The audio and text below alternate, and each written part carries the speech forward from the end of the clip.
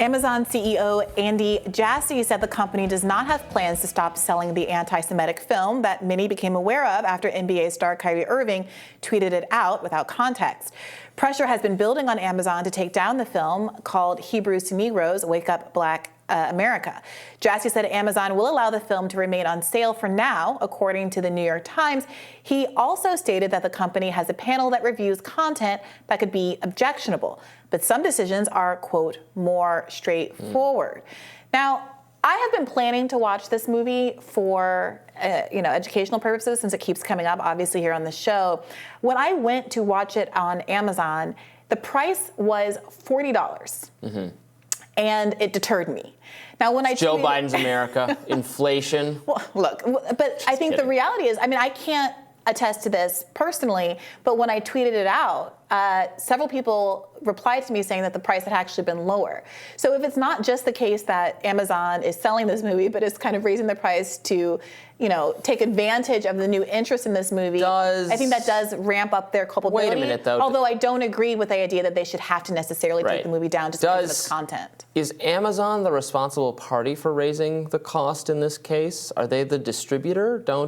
Do they set? I don't think they set the price. I'm not actually sure. I don't think they set the price of the products necessarily.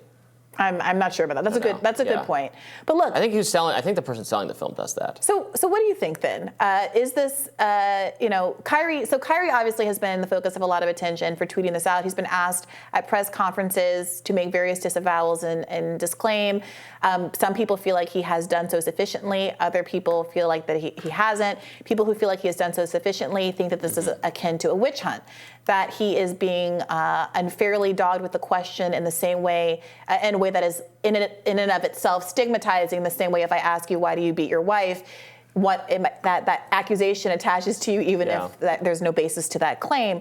What do you make of it? Yeah, I think it's very foolish, first of all, to push for this book to not be sold on Amazon. I'm not quite sure who is pushing for that. If it's conservatives, it's a very self-defeating thing. I haven't actually seen any examples of conservatives. Actually, I haven't seen any examples of people saying it shouldn't be sold. So I don't know. Maybe this is like a very mainstream media thing, or maybe some just journalists are asking, why is this book available? Well, I haven't seen a lot. Who is asking for this not to be sold? It's more the argument, why is everybody so mad at Kyrie for tweeting a link to something that is publicly available?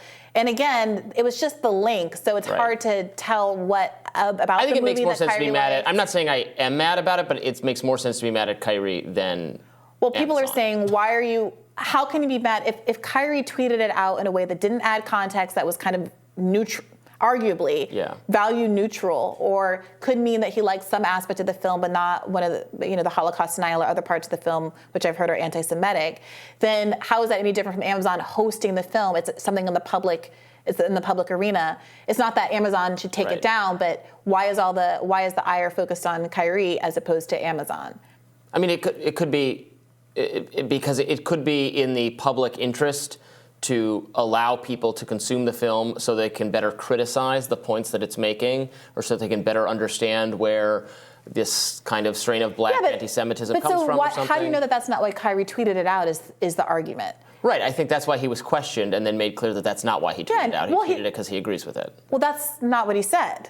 So we should be specific about it. He didn't say, oh, yes, I love all the Holocaust denial. Right. He said, he was asked if he was anti-Semitic. I think he said something like, I know who I am, and gave other statements that pushed back against the idea that those were the parts of the film. Look, like it or not, there is a strain of kind of a black liberation theory, kind of ethnic identity and pride, where people are always looking for certain origin stories and narratives that were stripped from people through slavery. So, enslaved people, they weren't able to keep their language, they weren't able to keep their religion, they weren't able to keep their names or any of their traditions.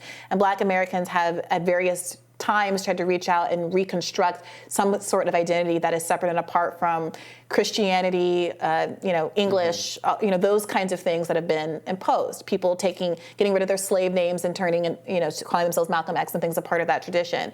So I think a lot of folks see Kyrie's interest in a film like that, despite the anti-Semitic tropes that are embedded in Black Israelite doctrine, as that kind of exploration without more proof that he is actively liking the anti-Semitic aspects of it. People feel like this is an overreach. That's the argument that's being made. I mean, then the question becomes how, I guess, central to the narrative or the argument or the ideology that the film or the history it's telling is the kind of anti-Semitic part. Who can know? We would have to know because $40. That's what I'm saying. So interestingly, I woke up this morning and at least for my part of Twitter, LeBron James was trending because he recently mentioned at his press conference that although he's been asked repeatedly, doggedly about what he thinks about Kyrie Irving, the same way Kyrie Irving has repeatedly, doggedly been asked about why he tweeted out that movie, nobody has asked him about the last week's news or the week before last week's news about Cowboys coach Jerry Jones being pictured in a 1957 photograph at 14 years old and a crowd blocking black students from entering their Arkansas high school during integration. So we've seen all of the classic photos of Ruby Bridges and Little Rock Nine and all of these kids that were part of the first integration efforts. And one of these photographs, someone identified Jerry Jones, who's now the owner of the Cowboys, and the implication of him having some direct control over all of these predominantly black players' lives has caused quite a stir. He says, he gave a kind of apology that said, he was young and didn't know what was going on. But LeBron James's point is that seems to have very quickly faded out of the public interest. And he has not been asked about that at all, but black players are asked to constantly talk about other black issues. Here's the LeBron video. I was wondering why I haven't gotten a question from you guys about the Jerry Jones photo. But when the Kyrie thing was going on, you guys were quick to ask us questions about that. Okay. Hold on. And I don't even want you guys to say nothing.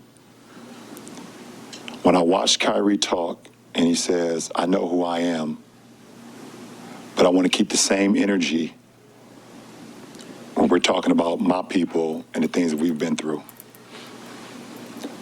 And that Jerry Jones photo is one of those moments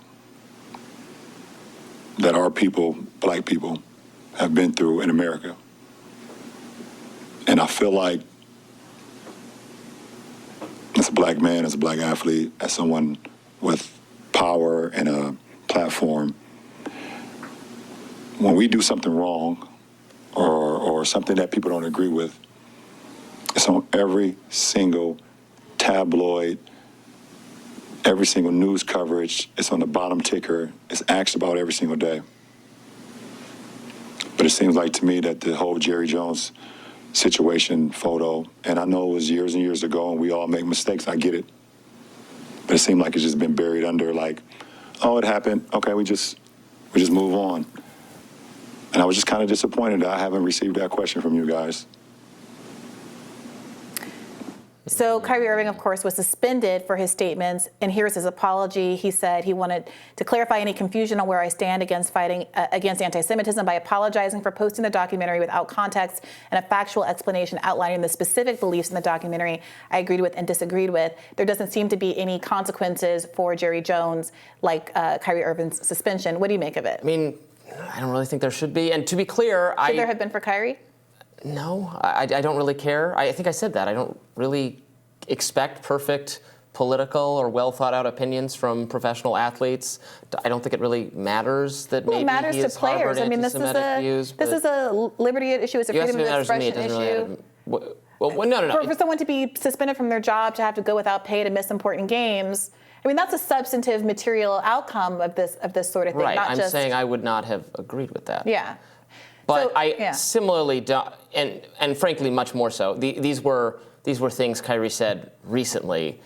The Jerry Jones, we're talking about something like 60 or 70 years ago. Very bad. Should have apologized for it. I don't know that if his apology was sufficient enough. Absolutely should have apologized for it. He was 14 years old, 60 years ago. Very bad, but that I don't. For me, we have to let things go at some point. Yeah. We can't. It's a very long.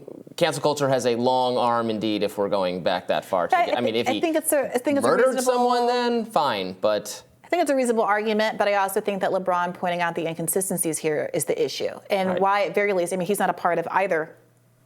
He's not implicated in either instance. But for some reason, the media feels like they want to ask LeBron, apparently because he is black, about the Kyrie situation. And I think he's right that there has been a lot of quickness with which to brush the Jerry Jones issue under the rug. And no one's even calling for I shouldn't say no one. I don't believe there's a robust call for Jerry Jones to have any specific punishment, but it does seem like his power, his status at the top of an organization, and a lot of other factors have gone into people basically dropping this almost immediately. Stephen A. Smith got a lot of pushback for a defense of Jerry Jones. The black community is not happy with him right now because they do feel like a very different energy has been applied to the Jerry Jones situation. What did Stephen Smith say? That's interesting. He basically said it was a long time ago and we shouldn't care. Okay, I agree with that. But that's not what he said about Kyrie. But it wasn't a long time ago. Right, but it's also a contextless statement. And instead of saying, look, I absolutely think he should have addressed it and apologized for the aspects of the film, which apparently, and again, I have not seen it, are explicitly anti-Semitic, Holocaust denial and the like. But it seems that he did apologize, and he said that there were parts of the film that I actually cared about, and that's why I was tweeting it, and I should have provided that context, and yet the issue hasn't been dropped. And so, I'm sure we're going to get to continue to see fallout for this. Black Twitter isn't letting this one go. Maybe everybody should just stick to sports, after all.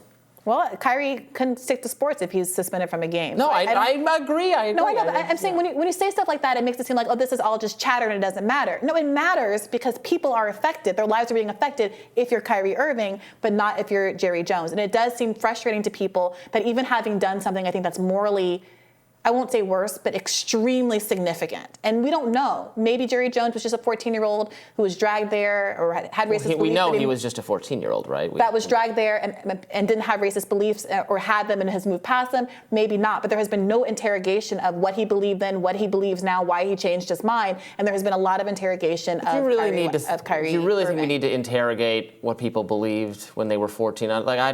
I think we need to interrogate what they believed when they were 30 and 50, and now when they are responsible for the well-being of dozens of black football players. Sure, and if there was a photo of him doing that when he was 30 or 50, then But we don't know. Want a more robust conversation. He's been an owner for years, and this has just come up. The whole point is that people want to know more about whether Kyrie Irving is actually anti-Semitic, which is fair. Yeah. So they asked him questions about it. No one seems to be probing Jerry Jones in the same way, and it's that inconsistency that's the issue. I'm not jumping to conclusions about what we're going to find out post-probing, but you have to acknowledge that there's some inconsistency. I think a high degree, almost extremely high, almost total a degree of forgiveness for adolescent behavior would be a good social norm. Well, our criminal justice system doesn't feel the same way, but I guess Jerry Jones goes by different rules than your average teen who steals something from a store or the like. But we'll have more Rising for you right after this.